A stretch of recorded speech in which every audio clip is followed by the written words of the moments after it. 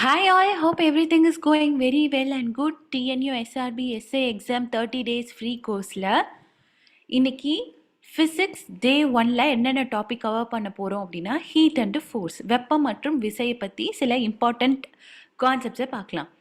இதில் நான் என்னென்ன சப் டாபிக்ஸ் கவர் பண்ண போகிறேன் அப்படின்னா பேசிக்காக ஹீட்னா என்னன்னு பார்த்துட்டு அதை எப்படி மெஷர் பண்ணுவாங்கன்னு பார்த்துட்டு ஒரு பொருள்லேருந்து இன்னொரு பொருளுக்கு ஹீட்டு எப்படி கடத்தப்படுது அப்படின்றத பார்த்துட்டு expansion and effects of heat பற்றி பார்த்துட்டு நெக்ஸ்ட்டு விசைனா என்ன, அதனோட வகைகள் என்ன, விசைக்கு தொடர்பான நியூட்டன் விதிகள், அப்புறம் விசையோட விளைவுகள் மற்றும் பயன்பாடுகள் பற்றி பார்த்துட்டு சில ப்ராக்டிஸ் கொஷின் பார்த்துட்டு இந்த செஷனை நம்ம வைண்ட் அப் பண்ணிட்டு போகிறோம்.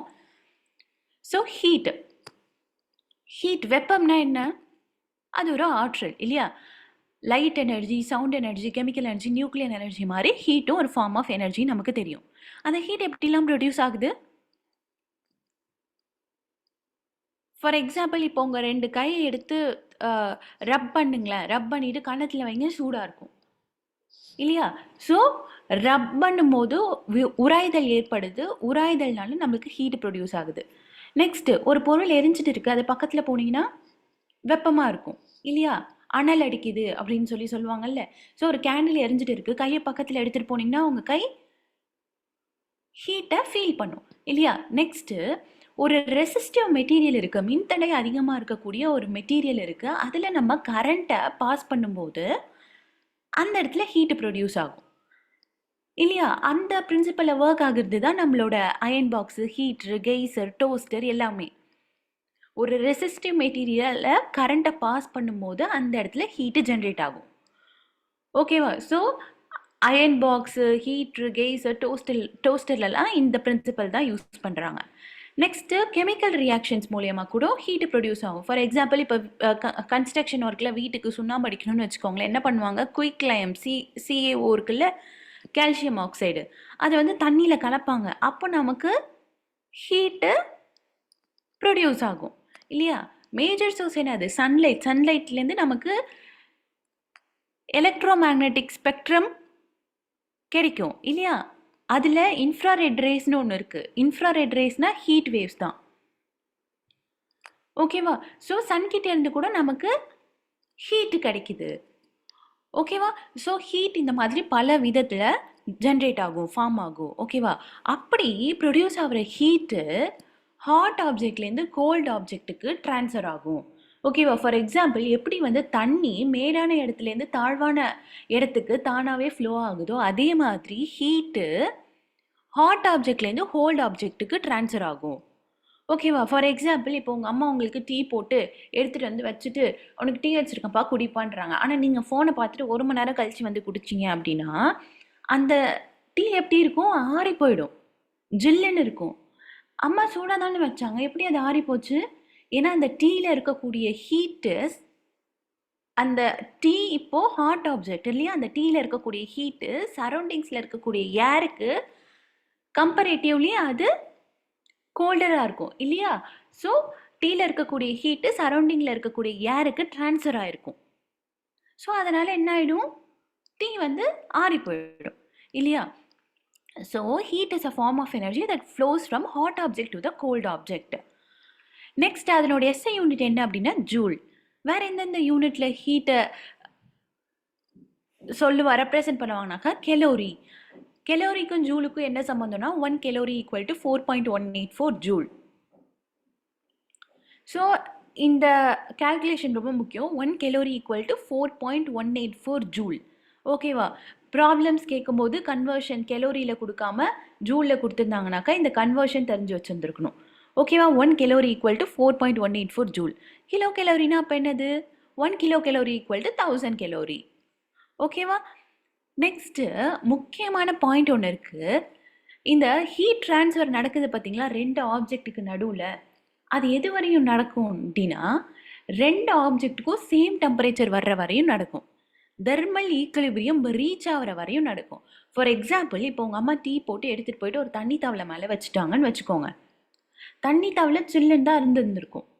ஓகேவா? இப்போ அந்த டீ எடுத்துகிட்டு போய் தண்ணி தவளை மேலே வச்ச உடனே அந்த டீயில் இருக்கக்கூடிய சூடு என்ன ஆகும், தண்ணி தவளைக்கு பரவ ஆரம்பிக்கும்.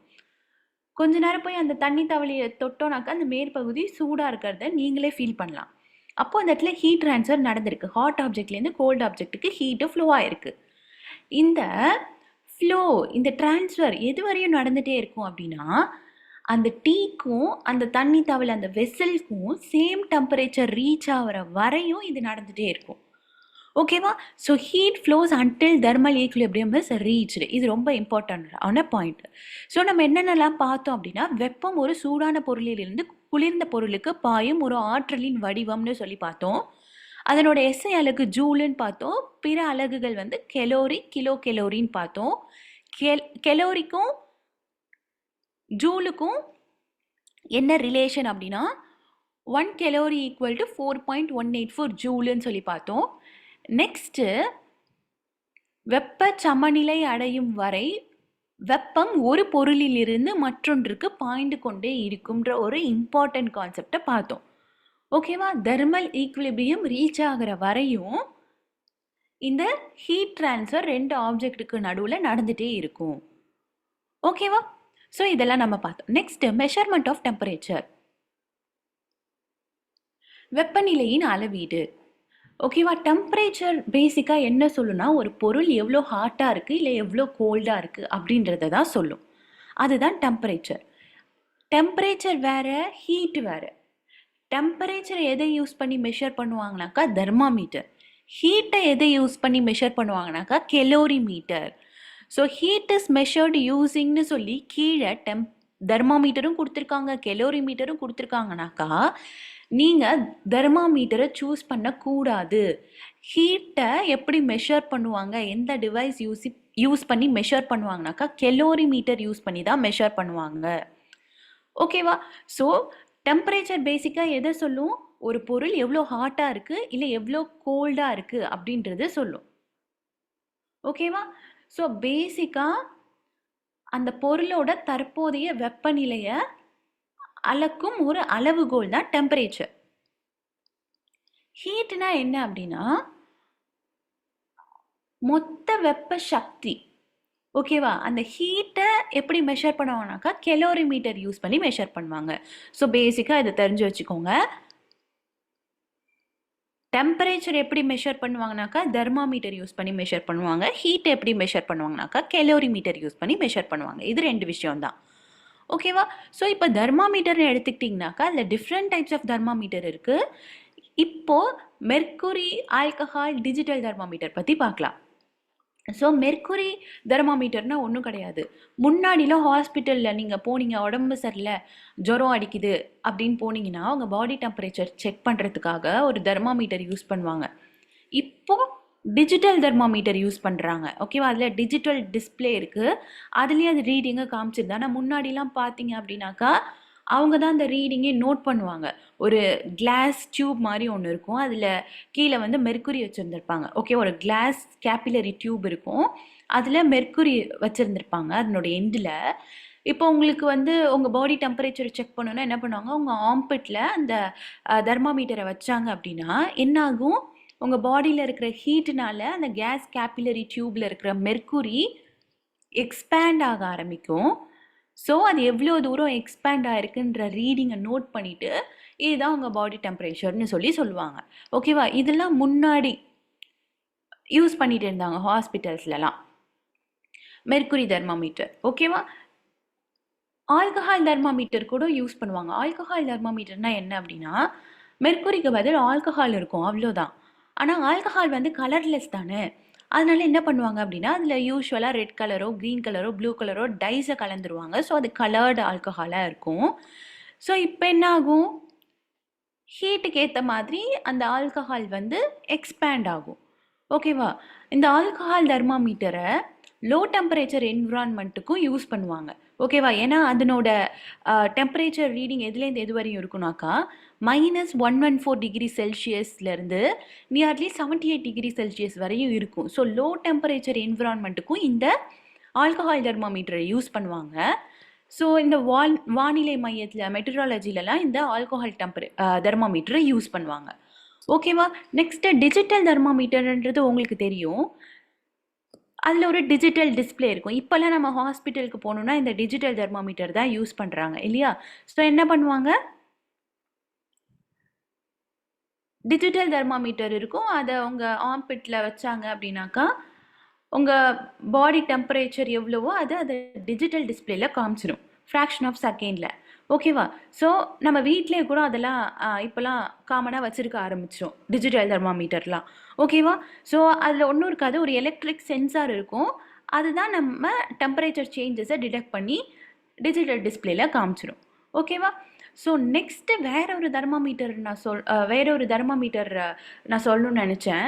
இந்த கோவிட் டைம்லலாம் என்ன பண்ணுவாங்க, உங்கள் ஃபோர் ஹெட்டுக்கு நேராக ஒரு டிவைஸ் வைப்பாங்க. அந்த டிவைஸில் உங்கள் பாடி டெம்பரேச்சர் என்னன்னு சொல்லி டிஸ்பிளே ஆகும், பார்த்துருக்கீங்களா? அந்த தெர்மாமீட்டர் பேர் என்னன்னாக்கா இன்ஃப்ராரெட் டிஜிட்டல் தெர்மாமீட்டர். ஓகேவா? Infrared digital thermometer. அதுக்கு இன்னொரு பேர் என்ன சொல்லுவாங்கனாக்கா நான் கான்டாக்ட் டெம்பரேச்சர் ஸ்க்ரீனிங். ஓகேவா? உங்களை டச்சே பண்ணாமல் உங்கள் பாடி டெம்பரேச்சரை அது என்ன பண்ணிடுது, மெஷர் பண்ணி டிஸ்பிளேல காமிச்சிடுது இல்லையா? கோவிட் டைம்லலாம் அதுதான் யூஸ் பண்ணியிருந்திருப்பாங்க. உங்கள் ஃபோர் ஹெட்டுக்கு நேராக ஒரு டிவைஸை வச்சுருந்துருப்பாங்க. அது என்ன பண்ணும், உங்கள் பாடி டெம்பரேச்சரை சொல்லிடும் இல்லையா? அதுக்கு பேர் என்னன்னாக்கா இன்ஃப்ராரெட் டிஜிட்டல் தெர்மாமீட்டர். ஓகேவா? உலகத்தில் இருக்கிற எல்லா பொருளுமே என்ன பண்ணும் அப்படின்னாக்கா ஹீட் வேவ்ஸை எமிட் பண்ணும். அப்படி வரக்கூடிய அந்த ஹீட் வேவ்ஸை இந்த இன்ஃப்ராரெட் டிஜிட்டல் தெர்மாமீட்டர் டெம்பரேச்சர் ரீடிங்காக கன்வெர்ட் பண்ணி கொடுக்கும். ஓகேவா? ஸோ ஃப்ராக்ஷன் ஆஃப் செகண்டில் அந்த டிஜிட்டல் ஸ்க்ரீனில் உங்களோட பாடி டெம்பரேச்சர் ஷோன் ஆகிடும். ஸோ இதுதான் types of thermometer: mercury thermometer, alcohol thermometer, digital thermometer. கூடுதலாக கூட ஒன்று பார்த்தோம், இன்ஃப்ராரெட் டிஜிட்டல் தெர்மாமீட்டர்னு சொல்லிட்டு. ஓகேவா? நெக்ஸ்ட்டு இந்த இன்ஃப்ராரெட் டிஜிட்டல் தெர்மாமீட்டர்லேயும் ஒன்றும் இருக்காது, ஒரு சென்சார் இருக்கும். அந்த சென்சார் நம்ம உடம்புலேருந்து வரக்கூடிய ஹீட் ரேஸை வாங்கிட்டு அதை டெம்பரேச்சர் ரீடிங்காக கன்வெர்ட் பண்ணி கொடுத்துரும். ஓகேவா? அவ்வளோதான். இப்போ கெலோரிமீட்டர்னால் என்ன அப்படின்னா ஹீட்டை மெஷர் பண்ணுற டிவைஸ் தான் கெலோரிமீட்டர். ஓகேவா? இப்போ ஒரு கெமிக்கல் ரியாக்ஷன் நடந்ததுன்னு வச்சுக்கோங்களேன், கண்டிப்பாக அந்த பொருள் ஒன்று வெப்பத்தை கொடுத்துருக்கும், இல்லைனா வெப்பத்தை உறிஞ்சிருக்கும். ஹீட் அங்கே கெயின் ஆகிருக்கும், இல்லை ஹீட் வந்து லாஸ்ட் ஆகிருக்கும். எவ்வளோ ஹீட்டு கெயின் ஆச்சு, எவ்வளோ ஹீட்டு வந்து லாஸ் ஆச்சு அப்படின்றத மெஷர் பண்ணுற ஒரு டிவைஸ் தான் கெலோரிமீட்டர். ஓகேவா? ஆனால் ஒரு பொருளோட தற்போதைய வெப்பநிலையை மெஷர் பண்ணுறது என்னது? தெர்மாமீட்டர். ஓகேவா? இந்த பேசிக் டிஃப்ரென்ஸ் தெரிஞ்சு வச்சுக்கோங்க. தெர்மாமீட்டர்னா அது டெம்பரேச்சரை மெஷர் பண்ணும், கெலோரிமீட்டர்னா அது ஹீட்டை மெஷர் பண்ணும். ஓகேவா? ஸோ இது பேசிக்காக இது ரெண்டுத்தையும் தெரிஞ்சு வச்சுக்கோங்க. நெக்ஸ்ட்டு நம்மளோட ஹியூமன் பாடி டெம்பரேச்சர் எவ்வளோன்னு தெரியும்ல? டிகிரி செல்சியஸில் சொல்லணும்னா 37 டிகிரி செல்சியஸ், இல்லை ஃபேரன் ஹீட்டில் சொல்லணும் அப்படின்னா 98.6 டிகிரி ஃபேரன் ஹீட். ஓகேவா? ஸோ இந்த ஹியூமன் பாடி டெம்பரேச்சர், அப்புறம் ரூம் டெம்பரேச்சர், இதெல்லாம் பேசிக்காக தெரிஞ்சு வச்சுக்கோங்க. ரூம் டெம்பரேச்சர் எவ்வளோ? 20 டிகிரி செல்சியஸ்லேருந்து 25 டிகிரி செல்சியஸ் வரையும் இருக்கும். ஃபேரன் ஹீட்டில் சொல்லணும்னா 68 டிகிரி ஃபேரன் ஹீட்லேருந்து 77 டிகிரி ஃபேரன் ஹீட் வரையும் இருக்கும். ஓகேவா? ஸோ இதெல்லாம் கூட ஜென்ரல் சயின்ஸில் கேட்கலாம். ஹியூமன் பாடி டெம்பரேச்சர் எவ்வளோன்னு கேட்கலாம். 37 degree celsius or 98.6 degree fahrenheit. 37 degree celsius or 98.6 degree fahrenheit. Room temperature எவ்வளோன்னு கேட்டோம்னாக்கா 20 degree celsius to 25 degree celsius or 68 degree fahrenheit to 77 degree fahrenheit. இந்த பேசிக்கான இந்த ரெண்டு விஷயத்தை தெரிஞ்சு வச்சுக்கோங்க. நெக்ஸ்ட்டு டெம்பரேச்சர் ஸ்கேல்ஸ் என்னென்னு பார்த்தீங்கன்னா செல்சியஸ், ஃபேரன் ஹீட், கெல்வின். ஓகேவா? ஸோ செல்சியஸ் ஸ்கேல் எங்கே யூஸ் பண்ணுவாங்கனாக்கா மோஸ்ட் ஆஃப் த கண்ட்ரீஸில் செல்சியஸ் ஸ்கேல் தான் யூஸ் பண்ணுவாங்க. ஃபேரன் ஹீட் வந்து மெயினாக யூஎஸ்ஏல டெம்பரேச்சரை ஃபேரன் ஹீட்டில் தான் சொல்லுவாங்க. ஓகேவா? கெல்வின் பார்த்தீங்க அப்படின்னா சயின்ஸ் லேப்லலாம் வந்து கெல்வின் ஸ்கேலை தான் யூஸ் பண்ணுவாங்க. ஓகேவா? ஸோ கீழே கொடுத்துருக்க கன்வர்ஷன் ரொம்ப ரொம்ப ரொம்ப இம்பார்ட்டண்ட். இப்போ டிகிரி செல்சியஸ் கொடுத்துட்டு அதை ஃபேரன் ஹீட்டில் எவ்வளோன்னு கேட்குறாங்க, இல்லை ஃபேரன் ஹீட்டில் கொடுத்துட்டு செல்சியஸில் எவ்வளோன்னு கேட்குறாங்க, இல்லை செல்சியஸ் கொடுத்துட்டு கெல்வினில் எவ்வளோ கேட்குறாங்க, இல்லை கெல்வின் கொடுத்துட்டு செல்சியஸில் எவ்வளோன்னு கேட்குறாங்க. இதெல்லாம் ஆல்ரெடி ஓல்டு கொஷின் பேப்பரில் இருக்கிற கொஷின்ஸ் கேட்டிருக்காங்க. ஓகேவா? ஸோ இந்த ஃபார்முலாஸை யூஸ் பண்ணி தான் நம்ம சொல்யூஷன் கண்டுபிடிக்கணும். ஓகேவா? So degree Fahrenheit equal to degree Celsius into 9/5 plus 32. Degree Celsius equal to degree Fahrenheit -32 into 5/9. இந்த ஒரு ஃபார்முலாவை ஞாபகம் வச்சுக்கோங்க. ரெட் கலரில் இருக்குல்ல, அந்த ஃபார்முலாவை மட்டும் ஞாபகம் வச்சுக்கோங்க. +32 ஈக்குவல்ட்டுக்கு இந்த பக்கம் வந்தால் -32 ஆகும். ஸோ டிகிரி ஃபாரன்ஹீட் -32ன்னு வந்துடும். இன்ட்டு 9/5 ஈக்குவல்ட்டுக்கு இந்த பக்கம் வந்தால் 5/9ன்னு சொல்லி ஆகும். ஸோ டிகிரி ஃபாரன்ஹீட் -32 இன்ட்டு 5/9ன்னு வந்துருச்சு. இதுதான் டிகிரி செல்சியஸ்க்கான ஃபார்முலா. ஓகேவா? So degree Celsius is equal to degree Fahrenheit -32 into 5/9. Next degree செல்சியஸில் கொடுத்துட்டாங்க. கெல்வினில் கேட்குறாங்க அப்படின்னா கொடுத்துருக்க டிகிரி செல்சியஸோட அப்படியே 273.15 ஆட் பண்ணிக்கோங்க. ஓகேவா? ஃபார் எக்ஸாம்பிள் 30 டிகிரி செல்சியஸ் கொடுத்துட்டாங்க. கெல்வினில் எவ்வளோன்னு கேட்குறாங்கன்னு வச்சுக்கோங்க. 30 டிகிரி செல்சியஸ் கொடுத்துருக்காங்க. கெல்வினில் எவ்வளோன்னு கேட்குறாங்கன்னா kelvin equal to degree Celsius plus 273.15. So degree Celsius எவ்வளோ? 30. 30 + 273.15 எவ்வளோ கிடைக்கும்? 303.15 கெல்வின் கிடைக்கும். ஓகேவா? ஸோ இது ரொம்ப ரொம்ப ரொம்ப ரொம்ப இம்பார்ட்டண்ட். ஸோ இந்த கன்வர்ஷன்ஸ் ரொம்ப இம்பார்ட்டண்ட், அதை பார்த்து வச்சுக்கோங்க. ஸோ என்னென்ன பார்த்தோம்? வெப்பநிலையை அளவிடும் கருவி வந்து வெப்பமானி, தெர்மாமீட்டர்னு பார்த்தோம். வெப்பம் அளவிடப்படும் கருவி வந்து கனல் அளவி, கலோரிமீட்டர் அப்படின்னு சொல்லி பார்த்தோம். அளவீட்டு அளவுகள், ஸ்கேல்ஸ், என்னென்ன ஸ்கேல்ஸ் பார்த்தோம்? Celsius scale, Fahrenheit scale, kelvin scale பார்த்தோம். அதனோட கன்வர்ஷன்ஸ் பார்த்தோம், மாற்று சமன்பாடுகள் பார்த்தோம். டிகிரி செல்சியஸ் கொடுத்துட்டு ஃபாரன்ஹீட்டில் கேட்குறாங்க, இல்லை ஃபாரன்ஹீட்டில் கொடுத்துட்டு டிகிரி செல்சியஸில் கேட்குறாங்க, இல்லை டிகிரி செல்சியஸில் கொடுத்துட்டு கெல்வினில் கேட்குறாங்கனாக்கா எந்தெந்த ஃபார்முலாஸ் யூஸ் பண்ணி கன்வெர்ட் பண்ணுவோம்னு சொல்லி அந்த ஃபார்முலாஸ் எல்லாம் நம்ம பார்த்தோம் இல்லையா? நெக்ஸ்ட்டு இம்பார்ட்டண்டான topic mode of heat transfer, வெப்ப பரிமாற்ற முறைகள். வெப்பம் ஒரு பொருள்லேருந்து இன்னொரு பொருளுக்கு கடத்தப்படுதில்ல, அது 3 விதத்தில் நடக்குது. First one conduction, next one convection, next one radiation. ஓகேவா? ஸோ இது 3மே இந்த ஒரே படத்துலேயே பார்த்துடலாம். இப்போ பாருங்களேன், ஒரு பாத்திரம் எடுத்துகிட்டு, ஒரு வெசல் எடுத்துகிட்டு, அதில் தண்ணி ஃபில் பண்ணிவிட்டு அந்த பாத்திரத்தை எடுத்துகிட்டு போயிட்டு நான் சூடு பண்ணுறேன்னு வச்சுக்கோங்க. என்னாகும்? பாத்திரம் கீழே பாட்டமில் ஃபஸ்ட்டு சூடாயிட்டு அந்த ஹீட்டு கொஞ்சம் கொஞ்சமாக ட்ரான்ஸ்ஃபர் ஆகி கைப்பிடிக்கும் அந்த ஹீட்டு வந்துடும். கைப்பிடியை தொட்டாலும் சூடாகிற அளவு அந்த பாத்திரம் சூடாயிடும் இல்லையா? ஸோ இதுதான் கண்டக்ஷன். நெக்ஸ்ட்டு உள்ளே இருக்கிற தண்ணி சூடாகுது பார்த்தீங்களா, அது வந்து கன்வெக்ஷன். ரேடியேஷன்னா என்ன அப்படின்னா, கீழே பர்னர்லேருந்து வரக்கூடிய ஃப்ளேமுக்கும் அந்த பாத்திரத்துக்கும் டச்சே இல்லைனாலும் அந்த ஹீட் ரேஸ்னால என்ன ஆகிடும்? அந்த பாத்திரத்தில் இருக்கிற தண்ணி சூடாகும். ஓகேவா? இது வந்து ரேடியேஷன். ஓகேவா? ஃபார் எக்ஸாம்பிள் ஒன்றா பார்க்கலாம். கண்டக்ஷன் எடுத்துக்கோங்களேன். கண்டக்ஷன் எங்கே நடக்கும் அப்படின்னா சாலிட்ஸில் நடக்கும். ஓகேவா? ஸோ இந்த பேசிக்கான விஷயம் உங்களுக்கு தெரியும்னு நினைக்கிறேன். சாலிட் எடுத்துக்கிட்டிங்க அப்படின்னா ஆட்டம்ஸ் எல்லாம் க்ளோஸ்லி பேக்டாக இருக்கும். லிக்விட் எடுத்துக்கிட்டிங்க அப்படின்னா அதை விட லிக்விடில் இருக்கக்கூடிய ஆட்டம்ஸ் கொஞ்சம் லூஸ்லி பேக்டாக இருக்கும். கேஸ் எடுத்துக்கிட்டிங்க அப்படின்னா ஆட்டம்ஸ் எல்லாம் நல்லாவே டிஸ்டன்ஸோடு இருக்கும். ஓகே, ஒரு ஆட்டம்க்கு இன்னொரு ஆட்டம்க்கு நடுவில் இன்டர் அட்டாமிக் டிஸ்டன்ஸ் நிறையவே இருக்கும். ஓகேவா?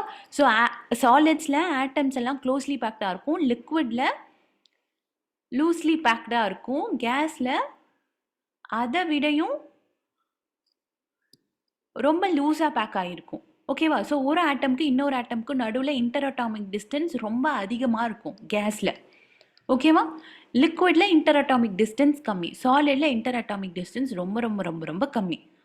ஓகேவா? ஸோ இந்த பேசிக்கான விஷயம் தெரியும்னு நினைக்கிறேன். இப்போ சாலிடில் தான் எனக்கு என்ன நடக்குதுனாக்கா கண்டக்ஷன் நடக்குது. எப்படி சாலிடில் கண்டக்ஷன் நடக்குது அப்படின்னா, இப்போது நான் அந்த பர்னர்லேருந்து வர ஃப்ளேம்னால என்னோட பாத்திரம் ஹீட் ஆகுதுன்னு சொல்லி பார்த்தோம் இல்லையா? ஸோ அந்த பாத்திரம் இருக்குது பார்த்தீங்களா, வெசலோட பாட்டமில் தான் ஃபஸ்ட்டு என்ன படும்? அந்த பர்னர்லேருந்து வர்ற ஃப்ளேம் வந்து படும். ஸோ அந்த பாட்டமில் வெசலில் இருக்கக்கூடிய ஆட்டம்ஸ் என்ன பண்ணும்? அந்த ஹீட் எனர்ஜியை உள்வாங்கிட்டு வைப்ரேட் ஆக ஆரம்பிக்கும். ஸோ ஒரு ஆட்டம்க்கு எனர்ஜி கிடைச்சோடனே அது வைப்ரேட் ஆகும் தானே? ஸோ அந்த ஃப்ளேமுக்கு டைரெக்டாக இருக்கக்கூடிய அந்த வெசலில் இருக்கக்கூடிய ஆட்டம் ஃப்ளேம்லேருந்து வரக்கூடிய ஹீட் எனர்ஜி அப்சர்வ் பண்ணிவிட்டு வைப்ரேட் ஆக ஆரம்பிக்கும். ஸோ அது வைப்ரேட் ஆக ஆரம்பிக்கும் போது பக்கத்தில் இருக்கிற ஆட்டம்ஸ் மேலே மோதிட்டு அந்த ஹீட் எனர்ஜியை ட்ரான்ஸ்ஃபர் பண்ணிடும். ஸோ இப்போ பக்கத்தில் இருக்கக்கூடிய ஆட்டம்ஸ்க்கு எனர்ஜி கிடச்சி அது வைப்ரேட் ஆக ஆரம்பிக்குது. அது அதுக்கு பக்கத்தில் இருக்கிற ஆட்டம்ஸ் மேலே மோதுது, வைப்ரேட் ஆகக்குள்ள. ஸோ மோதக்குள்ள சில ஹீட் எனர்ஜியை ட்ரான்ஸ்ஃபர் பண்ணிடுது. ஸோ இப்போ பக்கத்தில் இருக்கக்கூடிய ஆட்டம்ஸ்க்கு ஹீட் எனர்ஜி கிடச்சி அது வைப்ரேட் ஆக ஆரம்பிக்குது. வைப்ரேட் ஆகும்போது பக்கத்தில் இருக்கிற ஆட்டம்ஸ் மேலே மோதும் போது ஹீட் எனர்ஜியை கொஞ்சம் ட்ரான்ஸ்ஃபர் பண்ணிடுது. இப்படி heat energy bottom of the வெசல்லேருந்து கொஞ்சம் கொஞ்சம் கொஞ்சம் கொஞ்சமாக ஆட்டம்ஸ் மூலயமா ட்ரான்ஸ்ஃபர் ஆகி ஆகி ஆகி ஆகி பாத்திரத்தோட கைப்பிடி வரையும் அந்த ஹீட் ட்ரான்ஸ்ஃபர் நடந்திருக்கும். ஓகேவா? ஸோ இதுதான் கண்டக்ஷன். ஸோ கண்டக்ஷன் என்னது? திடப்பொருட்கள் மூலமாக வெப்பம் நேரடியாக பரவும் முறை தான் கண்டக்ஷன். ஓகேவா? ஸோ இப்போ பார்த்தீங்க அப்படின்னா இதில் மூமெண்ட் ஆஃப் பார்ட்டிகிள்ஸ் இருந்துச்சா? இல்லை, பார்ட்டிகிள்ஸ் எல்லாமே அதே இடத்துல தான் இருந்தது. என்ன பண்ணுச்சு? ஆட்டம்ஸ் எல்லாம் அதே இடத்துல தான் இருந்தது. ஒரு ஆட்டம்க்கு எனர்ஜி கிடைச்சோடனே அந்த ஆட்டம் வைப்ரேட் ஆகிட்டு பக்கத்தில் இருக்கக்கூடிய ஆட்டம் மேலே மோதி ஹீட்டை ட்ரான்ஸ்ஃபர் பண்ணுச்சு. அந்த ஆட்டமும் அதே இடத்துல தான் இருந்தது. வைப்ரேட் ஆகி பக்கத்தில் இருக்கிற ஆட்டம் மேலே மோதுறதுனால ஹீட்டை பக்கத்தில் இருக்கிற ஆட்டம்க்கு ட்ரான்ஸ்ஃபர் பண்ணிடுச்சு. ஓகேவா? ஆட்டம்ஸ் எல்லாம் அதே பிளேஸ்லேயே தான் இருக்குது. இங்கே மூமெண்ட் ஆஃப் த பார்ட்டிகல்ஸ் கிடையாது. ஓகேவா? ஸோ இது இம்பார்ட்டண்ட்டான ஒன். அடுத்து கன்வெக்ஷன்னா ஒன்றும் கிடையாது. இப்போது அந்த பாத்திரத்தில் இருக்கிற தண்ணி சூடாகுது பார்த்தீங்களா? ஃபர்ஸ்ட் என்ன பண்ணும்? பாட்டமில் இருக்கிற தண்ணி சூடாகும். ஓகேவா? இப்படி பர்னர் ஃப்ளேம்லேருந்து வர்ற ஹீட் எனர்ஜியை அப்சர்வ் பண்ணிவிட்டு கீழே பாட்டம் ஆஃப் த வெசலில் இருக்கக்கூடிய தண்ணியில் இருக்கக்கூடிய ஆட்டம்ஸ் என்ன ஆக ஆரம்பிக்கும்? ஃபாஸ்ட்டாக மூவ் ஆக ஆரம்பிக்கும். ஒரு ஆட்டம்க்கு எனர்ஜி கிடச்சிருச்சு அப்படின்னா அது ஃபாஸ்ட்டாக மூவ் ஆக ஆரம்பிக்கும் இல்லையா? ஸோ ஃபாஸ்ட்டாக மூவ் ஆச்சு அப்படின்னா ஸ்ப்ரெட் ஆகும். ஸ்ப்ரெட் ஆச்சு அப்படின்னா அங்கே டென்சிட்டி குறைஞ்சிரும். டென்சிட்டி குறைஞ்சிருச்சு, லெஸ் டென்ஸாக இருக்குது அப்படின்னா அது லேஸ் வெயிட்டாக இருக்கும். ஆட்டோமேட்டிக்காக கீழே இருக்கிற தண்ணி மேலே போயிடும். லேஸ் வெயிட்னா அது மேலே போயிடும்ல. மேலே என்ன இருக்குது? கோல்டு வாட்டர் இருக்குது. கோல்டு வாட்டருக்கு டென்சிட்டி ரொம்ப அதிகம். ஸோ அது என்ன ஆகும்? கீழே வந்து அந்த இடத்த நிரப்பும். ஓகேவா? ஸோ இப்போது மேலேருந்து வந்த கோல்டு வாட்டர் கீழே பாட்டம் ஆஃப் த வெசலில் இருக்குது. இப்போது அதுக்கு பர்னர் ஃப்ளேம்லேருந்து வரக்கூடிய ஹீட் எனர்ஜி கிடைக்குது. அந்த ஆட்டம் அந்த ஹீட் எனர்ஜி அப்சர்வ் பண்ணிக்குது. ஹீட் எனர்ஜி அப்சர்வ் பண்ணிவிட்டு ஃபாஸ்ட்டாக ட்ராவல் ஆக ஆரம்பிக்குது. ஹீட் எனர்ஜி அப்சர்வ் பண்ணிட்டா அதோட கைனடிக் எனர்ஜி ரொம்ப அதிகமாகிடும். ஸோ அது ஃபாஸ்ட்டாக மூவ் ஆக ஆரம்பிக்கும். ஃபாஸ்ட்டாக மூவ் ஆக ஆரம்பிச்சுது அப்படின்னா இப்போ ஒரு ரூமில் 50 பேர் இருக்காங்க, இன்னொரு ரூமில் 2 பேர் தான் இருக்காங்க. இப்போ நீங்கள் ஃபஸ்ட் இருக்கிற ரூமுக்கு உள்ளே போகிறீங்க. உங்களால் ஃபாஸ்ட்டாக நடக்க முடியுமா? நடக்க முடியாது. ஏன்னா அங்கே 50 பேர் இருக்காங்க, டென்சிட்டி ரொம்ப அதிகம். ஓகேவா? ஸோ அதுதான் கோல்டு வாட்டரில் நடக்குது. இதே இன்னொரு ரூமில் 2 பேர் தான் இருக்காங்க, அதுக்குள்ளே நீங்கள் போகிறீங்க. அந்த ரூமில் உங்களால் ஃபாஸ்ட்டாக நடக்க முடியுமா? நடக்க முடியும். அப்போ டென்சிட்டி ரொம்ப கம்மி அப்படின்னா அங்கே பார்ட்டிகல்ஸோட மூமெண்ட் அதிகமாக இருக்கும். ஓகேவா? ஸோ இப்போ பர்னர் ஃப்ளேம்லேருந்து வர ஹீட் எனர்ஜி ஆட்டம்ஸ் உள்வாங்கிக்குது. ஆட்டம்ஸ்க்கு எனர்ஜி கிடைக்குது, கைனடிக் எனர்ஜி அதிகமாகிடுது. ஸோ அது ஃபாஸ்ட்டாக மூவ் ஆகுது, டென்சிட்டி கம்மி. ஸோ லெஸ் டென்ஸ் அப்படின்னா லேஸ் வெயிட்டாக இருக்கும், ஆட்டோமேட்டிக்காக அது மேலே போயிடும். இப்போ மேலே இருக்கக்கூடிய கோல்டு வாட்டர் கீழே அந்த இடத்த வந்து நிரப்பும். ஸோ இந்த மாதிரி பாத்திரத்தில் இருக்கக்கூடிய ஹோல் தண்ணியுமே எனக்கு சூடாயிடும்.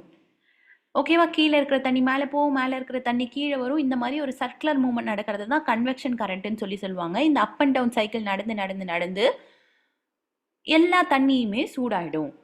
ஓகேவா?